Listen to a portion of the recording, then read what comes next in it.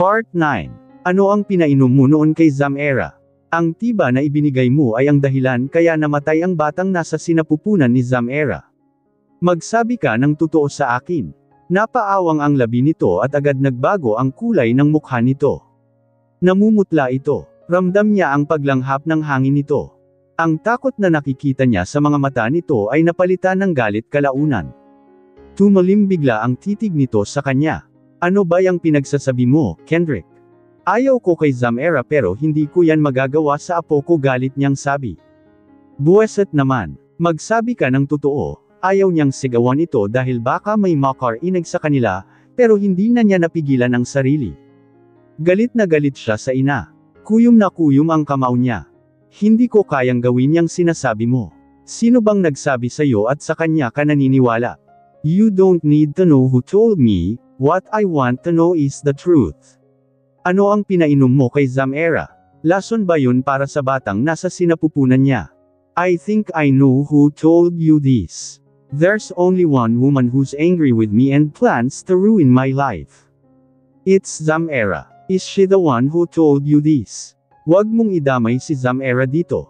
Wala siyang kinalaman dito. Just tell me the truth. Kahit hindi mo sabihin sa akin, alam kong ang babaeng yun ang nagsabi sa'yo. I can't believe this, napailing-iling ang ina. Hindi mo ba nararamdaman? Sinisira niya tayo. Gumaganti sa ating dalawa si Zamera kaya niya tayo pinag-aaway. Sinisira niya ang relasyon natin.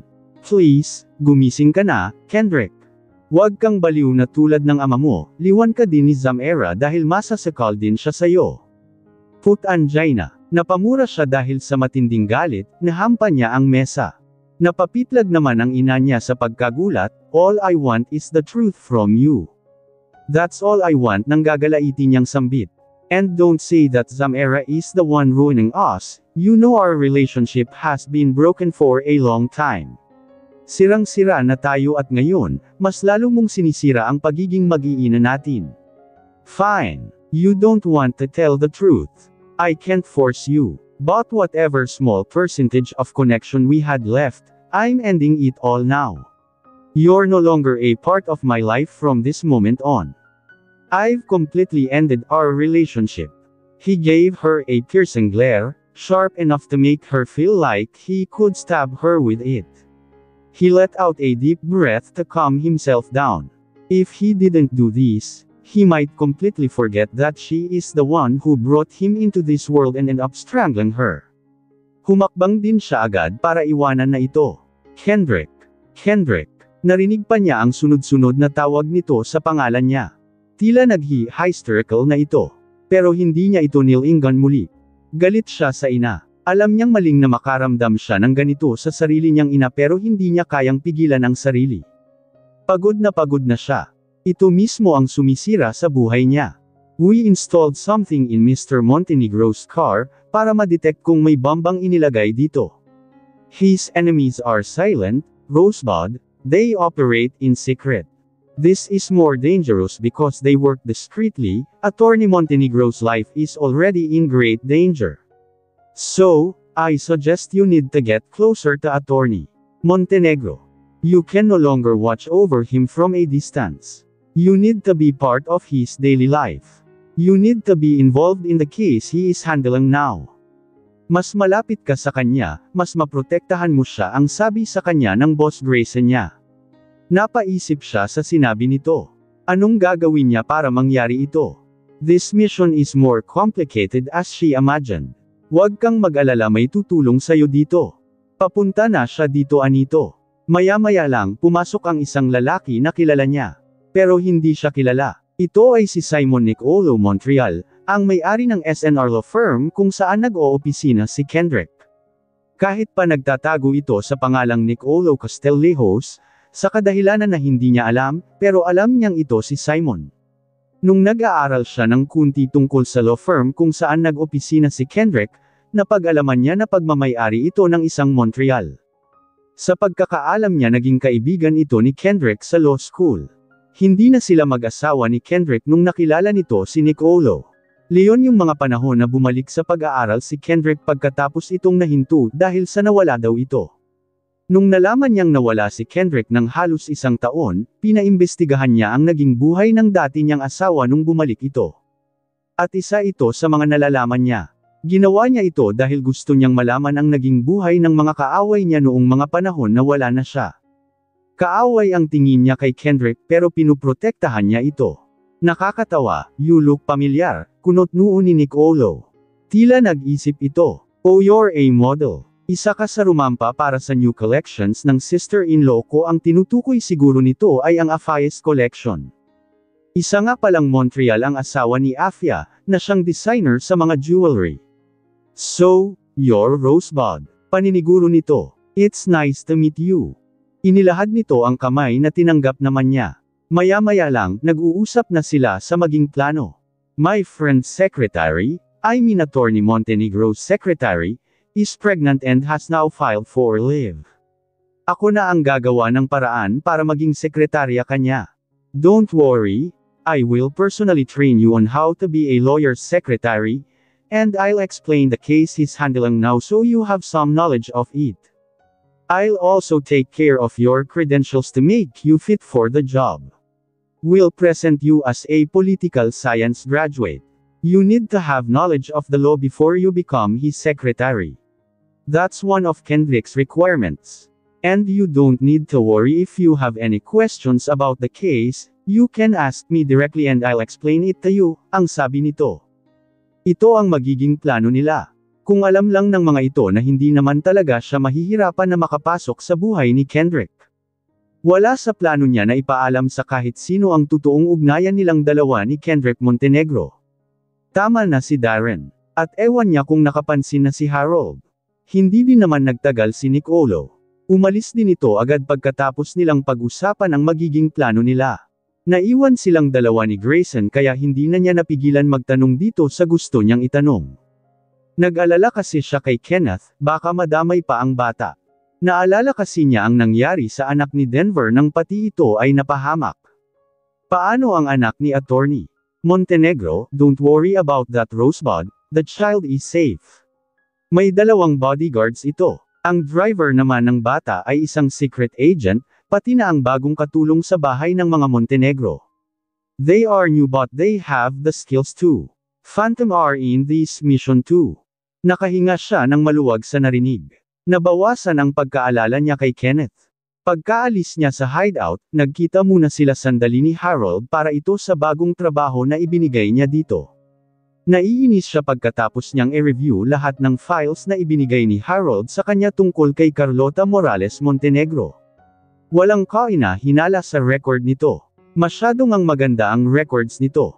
Matalino, maganda na naging beauty queen pa nung 16 years old ito, at galing sa mayaman at maimpluwensyang angkan na Morales, nag-iisang anak kaya nung namatay ang mga magulang nito, ito ang nagiging solong tagapagmana.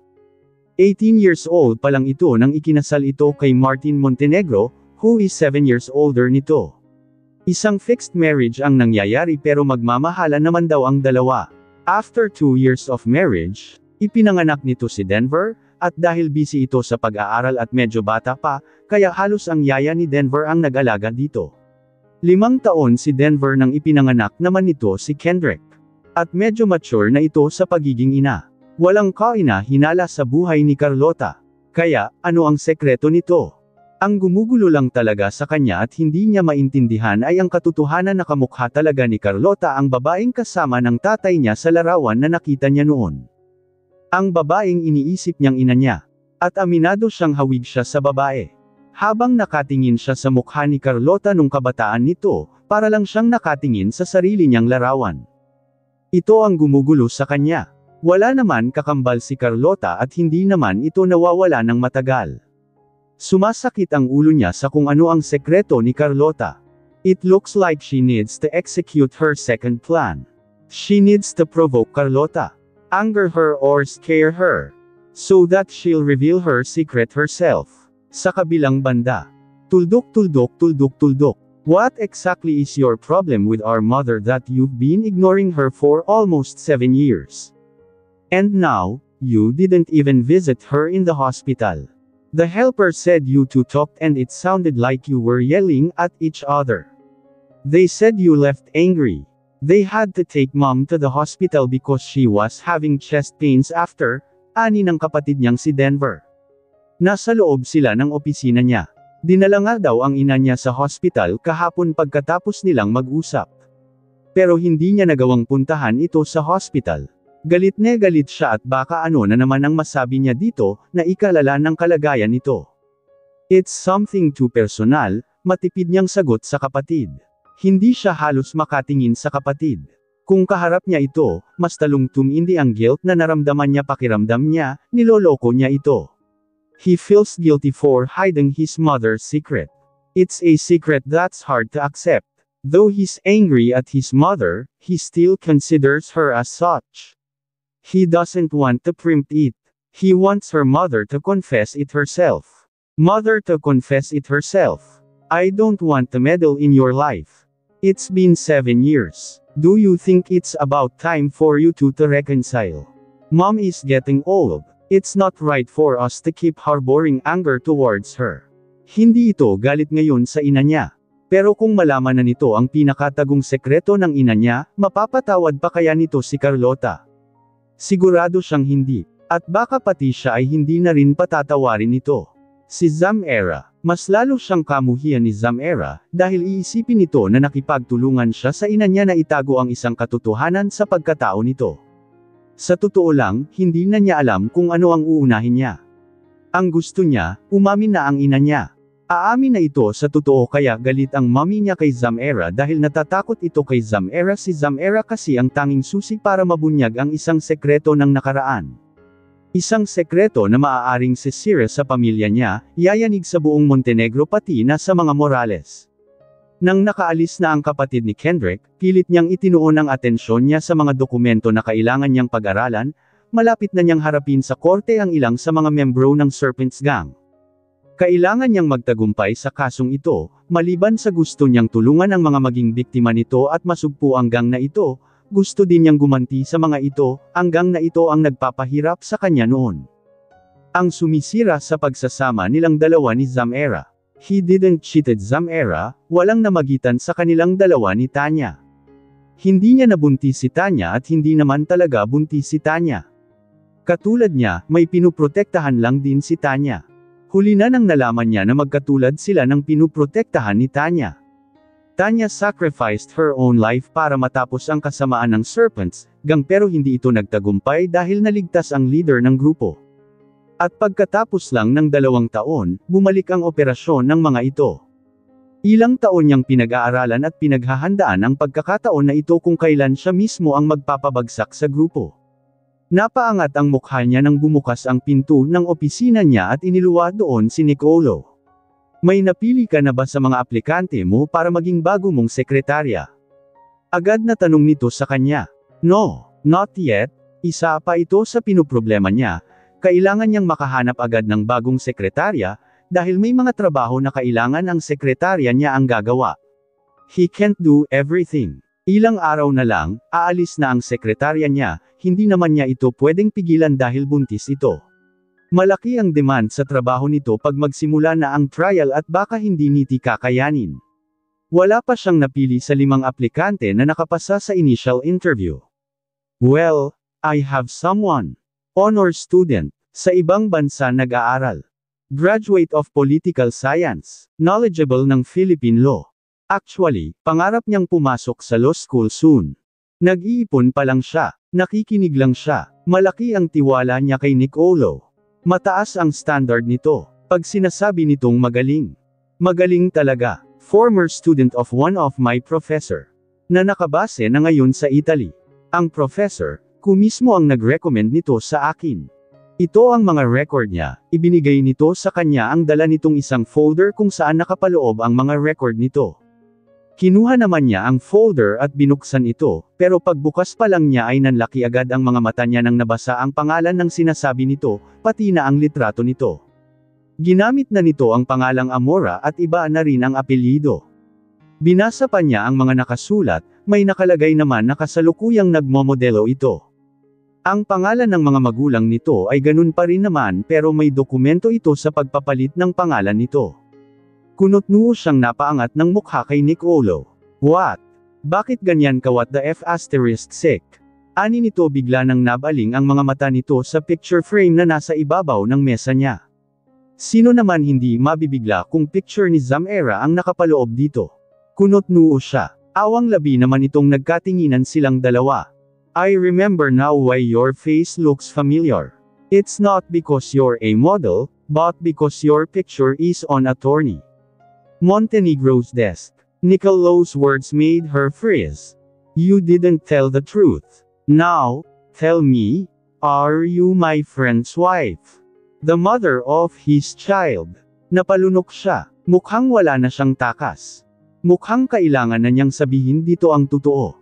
I'm sorry, I just didn't want anyone to know about my relationship with Kendrick.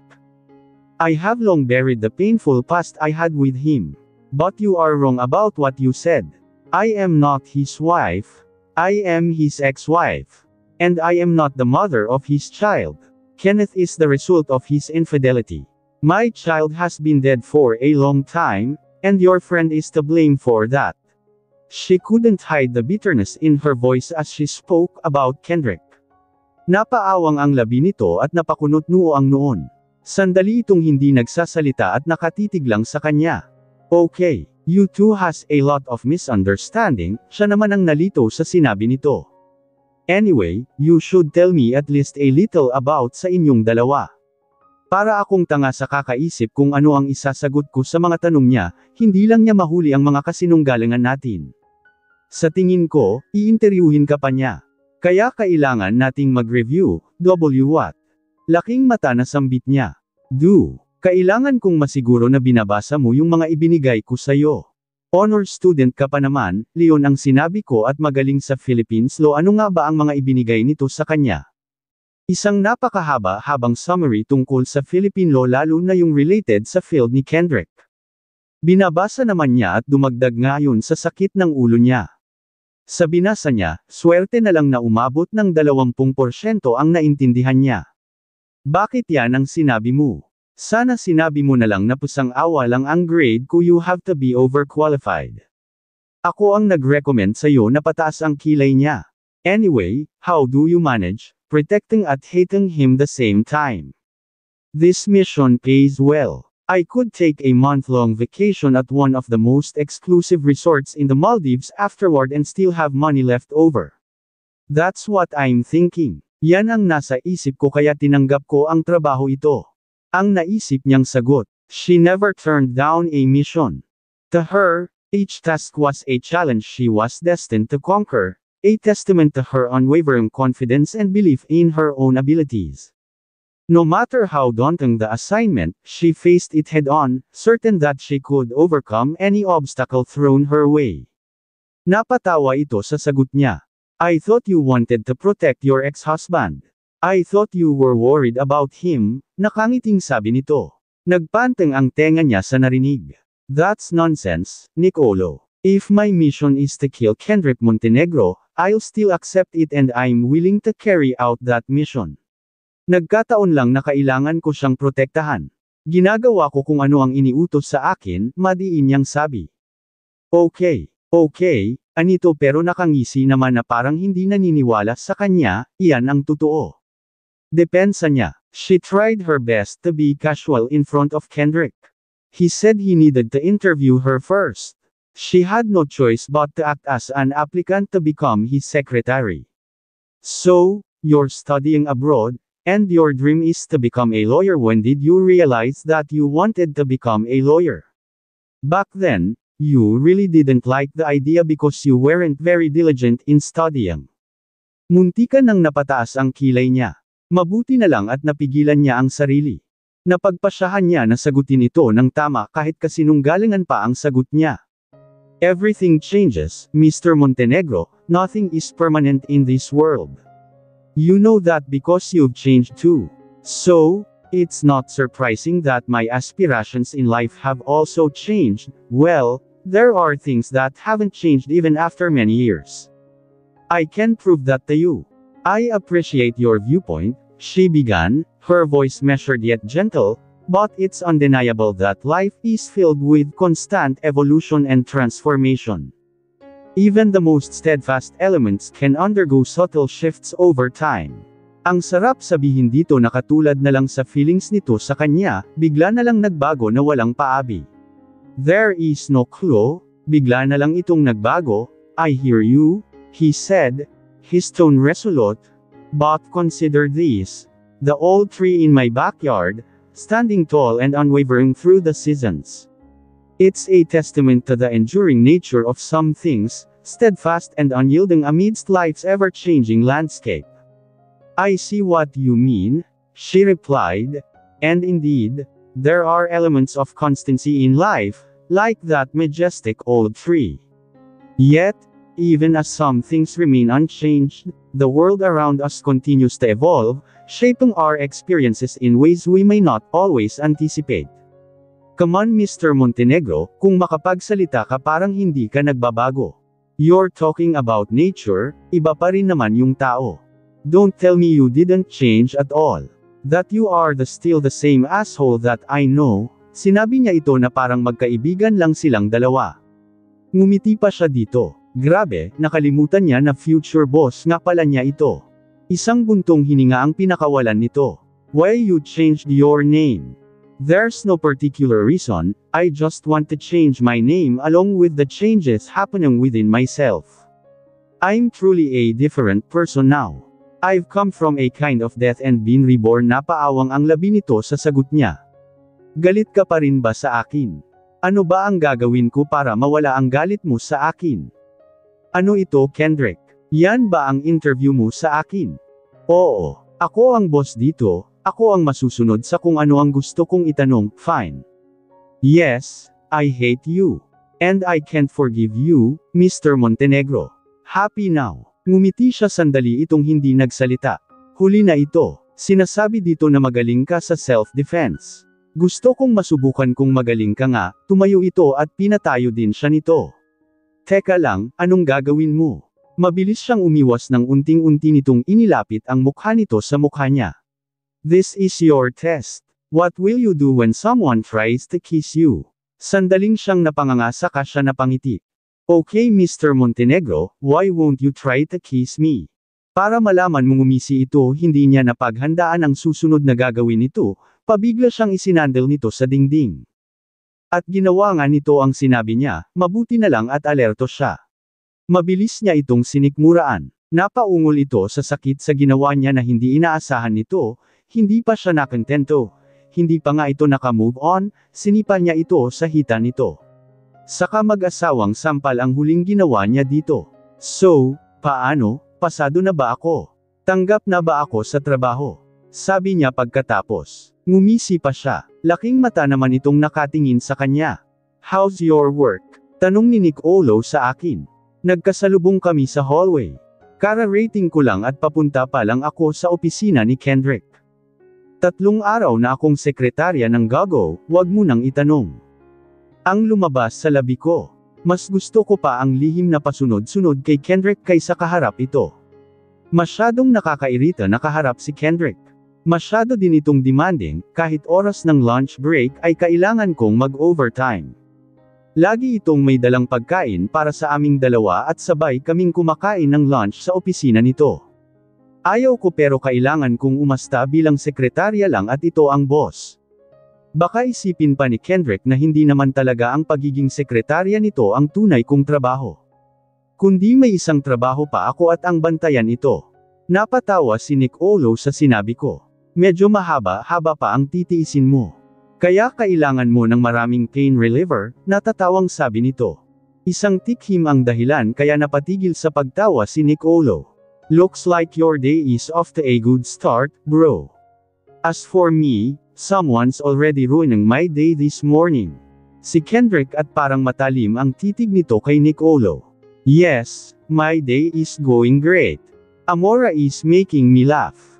She has quite an interesting sense of humor, ang sagot naman ni Nicolo na hindi pinapansin ang tila wala sa mood na si Kendrick. Let's go, marami pa tayong trabaho si Kendrick. Nakabusangot ang mukha nito. Nagpasiw na nang naglakad si Kendrick sa akin. Nagpaalam naman ako kay Nicolo at matalim ang titig ko kay Kendrick habang nakasunod sa kanya. Have you and Nicolo known each other for a long time? You seemed really close. What were you two talking about? Agad niyang tanong nang nakapasok na kami sa loob ng opisina niya. Magkasama talaga kaming dalawa sa loob ng opisina niya. Ipinalipat naman kasi niya ang mesa ng sekretarya niya sa loob ng opisina niya kaya buong araw ko talaga siyang kaharap. Hindi ako obligado bilang sekretarya mo na sagutin ang tanong mo, Attorney Montenegro. I said in casual way. How close are you and Nicolo? Tanong na naman niya. That's too personal, Attorney Montenegro. Wala kang karapatan maghimasok. Kasalukuyan kong inaayos ang mesa ko kaya hindi ko siya nilingan habang sumagot ako sa kanya. Hindi na siya nagsasalita. Mabuti na lang at tumahimik na rin siya. Paglingon ko sa kanya, busy na siya sa ilang dokumento sa mesa niya. Pinaghahandaan niya ang nalalapit na trial. Pagkatapos kong ayusin ang mesa ko, umupo na ako sa swivel chair ko at humarap na naman ako sa desktop. Kailangan kong tapusin yung pinapa-encode niya sa akin. Professional naman kaming dalawa pagdating sa trabaho. Tinuring din naman niya ako bilang sekretarya niya kahit pa nakakainis siya. Maya-maya lang, napatigil ako sa ginagawa ko nang tumunog ang cellphone ko. Si Darren ang tumawag sa akin. May hinihingi ako na pabor kay Darren, baka tungkol dito ang itinawag niya sa akin. Hello Darren, yes. Pwede ako this lunch break? Hindi ka pwede, marami kang trabaho. Napalingon ako kay Kendrick nang nagsasalita siya. Nakatitig siya sa akin, pero nakahawak naman siya sa mga dokumento. After work ko na lang, 4 PM ay out na ako sa trabaho ko. We're going to have overtime today. Your overtime might last until midnight. I'm getting annoyed with him, but I restrained myself from yelling at him. I calmed myself down. Darren, I call you again later. Ibinaba ko agad ang cellphone ko pagkatapos naming magpaalam ni Darren sa isa't isa. Saka ako napalingon kay Kendrick na nakatingin parent sa akin. Nananodie ka ba, Attorney Montenegro? What do you think of me? A robot that never gets tired. I also need rest. You really don't have time for lunch today, and we might end up staying late tonight as well. Kunot noo akong naghihintay sa susunod niyang sasabihin. May pupuntahan tayo ngayon. Medyo malayo at baka gabihin talaga tayo. 2 hanggang 3 hours ang magiging biyahe namin, sa Batangas kami pupunta. Isa sa mga biktima ng Serpents Gang ang pupuntahan namin. Ito ang pangalan ng gang na kinalaban niya. Tungkol din sa gang na ito ang pabor na hinihingi ko kay Darren. Dahil sa naabutan kami ng tanghalian sa biyahe kaya kumain na lang kami sa isang seafood restaurant na nadaanan namin. I don't want to dwell on it, but I couldn't help but remember. Kendrick and I both love seafood. We used to dine at a seafood restaurant together whenever we had the chance. Lihim kong ipiniling ang ulo ko. Trabaho lang ito at walang personalan. Hindi naman siguro niya sinasadya na dito kami kakain. Later, as we savor the flavors of the seafood dishes before us, naramdaman ko ang titig ni Kendrick sa akin. Kaya napatingin ako sa kanya. He has a bittersweet smile, his eyes reflecting a mixture of nostalgia and longing. You know, I can't help but think back to all those times we shared meals like this together, he begins, his voice tinged with regret.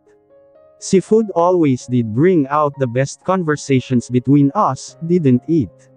He pauses, taking a moment to collect his thoughts before continuing. Nakatitig lang ako sa kanya. I stifled any budding emotions within me. I refused to allow myself to feel anything amidst his current theatrics. I miss those days, and I miss you, he admits, his gaze searching hers earnestly. I regret letting you go, pero iyon lang ang naisip kong gawin ng panahon na yon. Hindi ko alam ang gagawin ko. If only I am mature enough to think wisely. If I could turn back time, I would do things differently. Puno ng pagsisisi ang mga mata niya. Ewan ko kung ano ang nais niyang ipakahulugan sa mga pinagsasabi niya pero wala akong pakialam. Hindi naman ang pagtataksil niya sa akin at ang pagkalimot niya sa mga pangako niya na ako lang ang mamahalin niya habang buhay ang dahilan ng galit ko sa kanya kundi ang pagtanggi niya sa ipinagbubuntis ko noon. Pinaalis niya ako, itinakwil niya ako kahit alam niyang buntis ako. Hindi man lamang niya naisip na tulungan ako. Wala siyang puso. Hindi ka pa tapos kumain, Kendrick. Tapos na kasi akong kumain. Malayo pa ang pupuntahan natin. Kailangan nating magmadali, ang sinabi ko sa kanya. Malamig pa kaysa sa yelo ang titig ko sa kanya. Hindi na siya nagsasalita at ipinagpatuloy na niya ang pagkain niya. Hindi ko na tinapos ang pagkain ko, nawala na ako ng gana, tapos ka nang kumain. Tanong niya. I am on a diet, may fashion show ako sa mga susunod na araw. Totoo naman ito, may tinanggap akong fashion show. Isang beses lang naman ako rarampa kaya tinanggap ko na.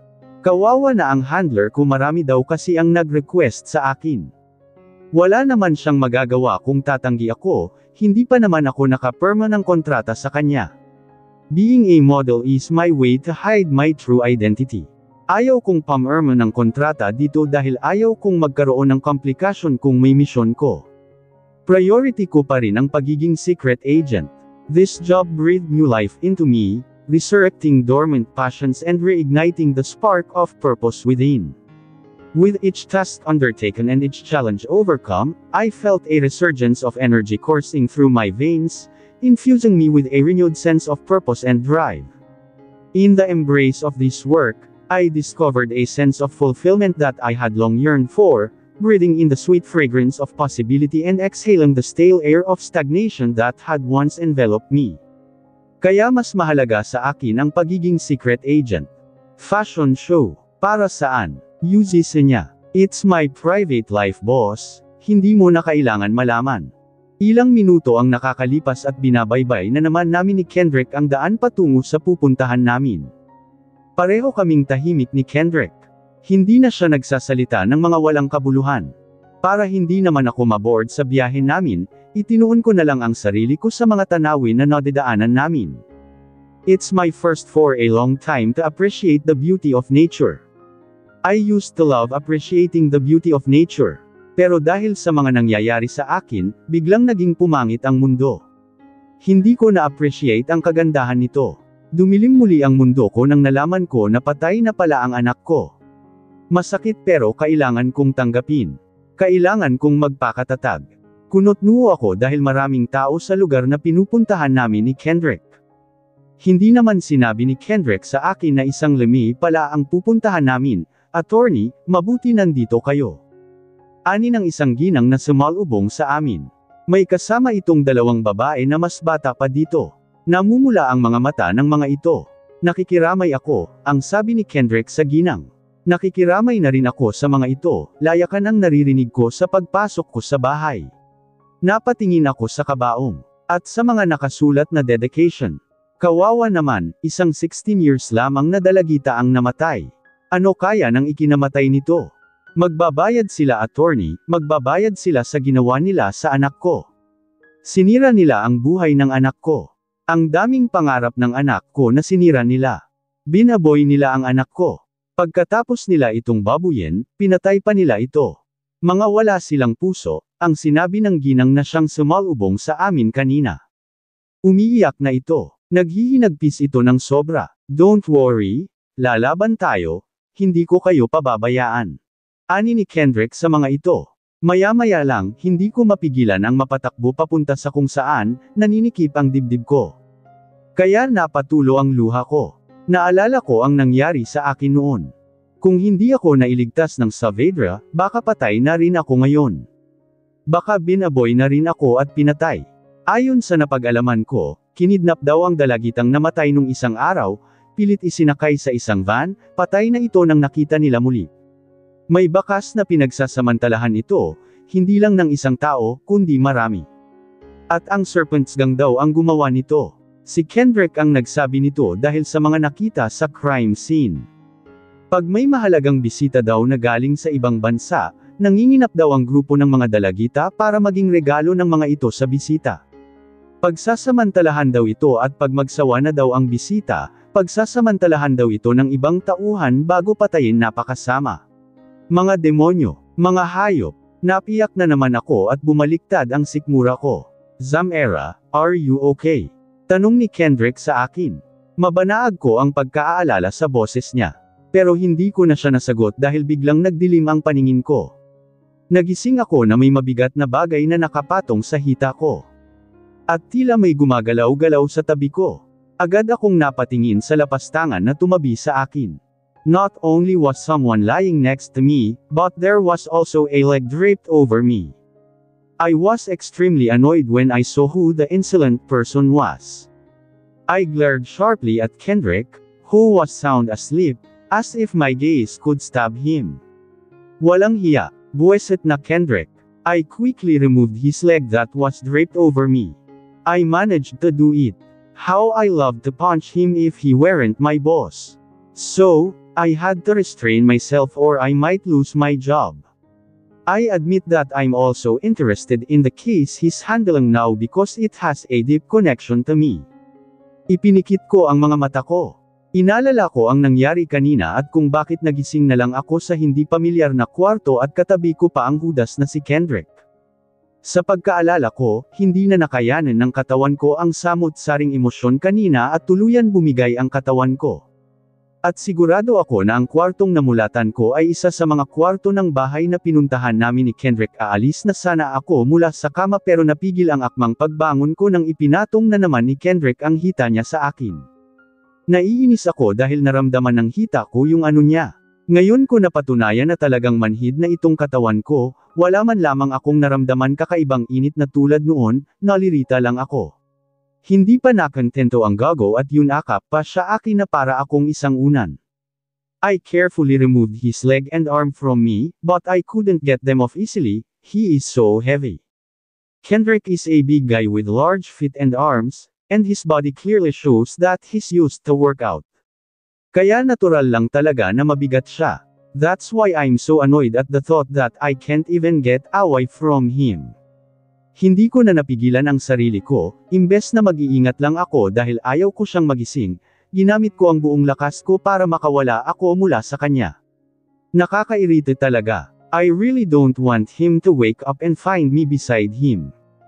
I don't want him to wake up and see me next to him. Nakawala na ako mula sa mga braso niya, ngayon kailangan ko na naman alisin ang hita niya pero hindi pa man ako nakawala mula sa hita niya ay napayakap na naman siya sa akin.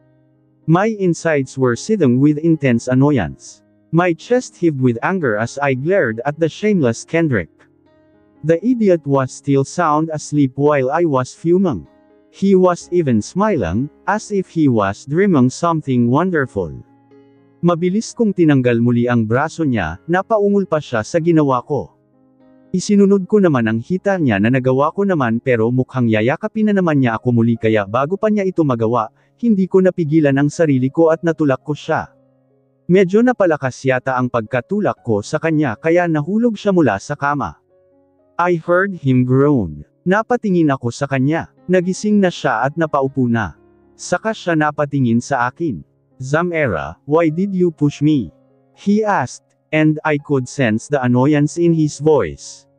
Kung naiinis siya dahil tinulak ko siya kaya siya nahulog, mas lalo naman ako. Lapastangan, why don't you ask yourself that? Gagol, ang sagot ko. Bumangon na ako at umalis mula sa kama. Tuluyan na rin siyang tumayo. If what upset you is waking up to find us lying side by side, I apologize, okay. You passed out earlier. I brought you here. I'm tired. So I ended up lying down beside you. I just wanted to take a nap. But even so, you shouldn't have pushed me, Anya. Hindi ko naman sana siya itutulak kung nakahiga lang siya sa tabi ko, at hindi niya ako napeperwisyo. At hindi ko naman sinasadya na napalakas ang pagtulak ko sa kanya. Pero ayaw kong sabihin ito sa kanya, ayaw kong malaman niya na niyayakap niya ako habang natutulog siya. Ayaw kong nang palakihin ang isyo ito dahil wala naman itong kwenta. Ayaw kitang makatabi. May problema ba? Nakataas kilay na sabi ko sa kanya hindi na siya nagsasalita. Isang buntong hininga ang narinig ko mula sa kanya kalaunan.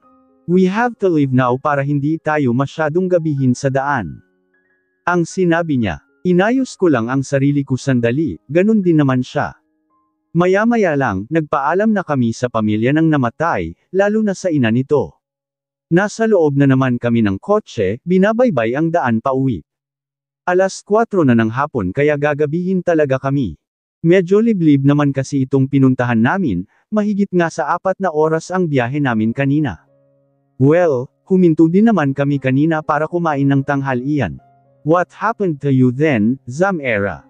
I saw you crying and seemed to be struggling to breathe before you passed out. Basag niya sa katahimikan namin. Hindi naman siguro bahagi ng trabaho ko na sagutin ang tanong mo. Sarcastic kung sabi. It's not in my vocabulary to tell him what happened to me back then.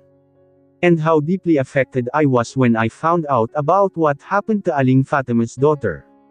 Naalala ko kasi ang nangyari sa akin at ang posibilidad sa kung ano ang kahihinatnan ko kung hindi nagkataon na may mission si Boss Dylan noon sa barko na yun kaya ako naligtas. Malalim ang pinaghuhugutan ko kaya nahimatay ako kanina. It is. And you need to answer me. As my secretary, I need to know the state of your health. Please, I'm just really worried about you, Zamera. Napataas ang kilay ko. Worried. Nakakatawa. Even if he were to profess his readiness to sacrifice his life for me, such declarations now rang hollow and implausible. Ito pa kayang sinasabi niya na nag-alala siya sa akin. I am healthy, Attorney Montenegro, sinisiguro ko yan sa'yo, ang napili kong sabihin. I'm glad to hear that. Kung may problema ka, pwede mo naman sabihin sa akin. We always did that before, para na tayong mag-best friend. Ikaw at ako lang, sa 5 taon, sandalan natin ang isa't isa. My intense anger towards him resurfaced once again. He really had the audacity to say that to me as if he cherished everything we've been through. I didn't want to dwell on the past to carry out my mission properly, but he kept reminding me over and over again. Kinalma ko ang sarili ko. Ipinasok ko sa isip ko na magkasama lang kami ngayon dahil sa mission ko. Isa lang siyang trabaho. Hindi ko dapat patulan ang lagi niyang pagpapaalala sa akin sa nakaraan naming dalawa. Everyone has problems, Attorney Montenegro. No one is exempt from them. It's a part of being human. But I don't need to tell you about my problems because that's not part of my job as your secretary. And I suggest you also forget about your past. There's no point in dwelling on it. Don't stress yourself of it. Baka yan pa ang ikamatay mo. I appreciate your concern. However, some aspects of the past are deeply intertwined with who we are and what we've become. While I agree that dwelling on it excessively isn't beneficial, there are certain lessons and experiences that shape us. It's not easy to simply forget or ignore them, especially when they've played a significant role in molding our character and guiding our decisions. At saka, hindi madaling kalimutan ang nakaraan, lalo na yung bahagi na nadapa ako at nasira ang buhay ko. I may not be able to revisit those moments, but I can make amends in the present and rectify the mistakes of the past, holding accountable those responsible for all my failure. His voice resonated with intense emotion. Aminado ako na napanganga ako. Maya-maya lang, hininto niya ang kotse niya, at napatingin siya sa akin. Meron emosyon sa kanyang mga mata na hindi ko mabigyan ng kahulugan. Ikaw ba ang Zamera, kinalimutan mo ba talaga ang nakaraan lalo na ang tungkol sa ating dalawa? It's not easy to forget the past, Kendrick, but I chose to move forward rather than dwell on it. It doesn't bring anything good to me, casual kung pagkakasabi pero nagsisinunggaling talaga ako. My heart is still wrapped in hatred because of what happened in the past, but it's not in my plan to engage with him in revisiting our past. What happened between Kendrick and me in the past is a part one don't want to revisit, but I don't want to forget it because it's a reminder to myself not to make the same mistake again. I don't want to dredge up the past, but it doesn't mean I don't want revenge, especially on Carlota. Malaki ang kasalanan ni Carlota sa akin, and she's one of the reasons why I despise Kendrick. Like mother, like son, pareho ko silang kinamumuhian. But I can't move forward, Zamera. Lalo pat nawala ka sa akin. You were the cornerstone of my existence, the irreplaceable essence of my yesteryears, yet fate has torn you from my grasp. I remain tethered to the past, unable to progress until justice is served. My soul refuses to find solace until you return to me. Ramdam ko sobrang tindi ng damdamin sa tinig niya. Naninangkit ang mga mata ko. Ano ito, Kendrick? Gusto mong uungkatin natin ang nakaraan natin? Napataas na ang boses ko. Oo, tumaas na rin ang boses niya. Ayaw kong ganito tayo. Gusto kong magalit ka at sumbatan mo ako. Hindi ko nagugustuhan ang malamig na trato mo sa akin. Magalit ka, Zamera. Talagang buweset ka. Kinalma ko ang sarili ko. Hindi ko sasayangin ang laway ko sayo, isa lang naman ang ibig ipakahulugan ng mga sasabihin ko sayo kung sakasakaling susumbatan nga kita. Isa kang malaking pagkakamali sa buhay ko, tila siya napaurong sa sinabi ko. Agad na lamatay sa mga mata niya ang sakit. Fine. Gusto mong may pag-usapan sa nakaraan natin.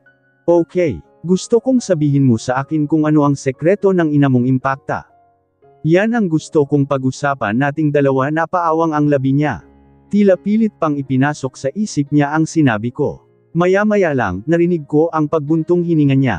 Pagsasabihin ko ba sayo, babalik ka ba sa akin? Magiging akin ka ba muli? Ano? Laking mata ako at awang labi. Nababaliw ka na ba? Oo, nababaliw na ako. Nababaliw na ako. Sobra na akong desperado na dumating na sa punto na kaya ko nang gawin lahat. Bumalik ka lang sa akin, tila frustrated niyang sambit. Mahal na mahal kita, Zamera, namumula ang nagsumamo niyang mga mata.